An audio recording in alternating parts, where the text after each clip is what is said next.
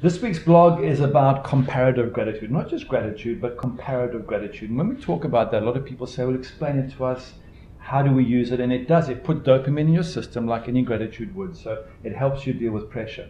But it's a different way of looking at gratitude. Yeah, it's not looking at gratitude like you'd just write down a few things that you're grateful for in your diary at night or in the morning. What we're talking about is quite different. Yeah, and we had an experience of this in Phoenix recently. We were speaking there at a big event, and we were sat with some friends talking. I mean, just looking out over the desert and trying to imagine what life was like 200-300 years ago for our ancestors. And I guess this would apply anywhere in the world 200-300 years ago. Well, we were sitting enjoying a lovely cocktail by the pool, looking at the sunset, when we thought, what would it be like if we were just about to start camping, and as pioneers, you worried about your safety, there are elements of, maybe medical care that's not there. What do you do in that situation? I'm just thinking, because stop at safety. I mean, you didn't know if you were going to get through the night, who was going to attack you, how they were going to attack you. So you lived on the edge of your nerves, I guess.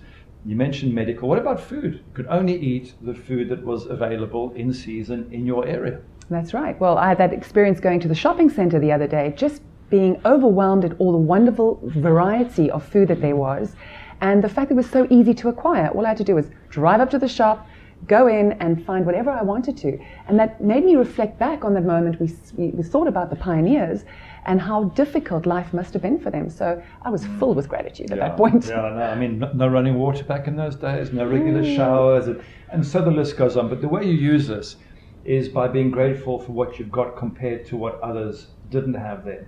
And to be fair, the whole of human history, it's only in the last 50, 60 years that we have begun to get fantastic creature comforts, which we take for granted far too often. And there are many things in our daily life we take for granted, and that's what we're talking about is comparative gratitude. When you create more opportunities in your day to think about things to be grateful for, it releases dopamine into your system, which is a feel-good hormone.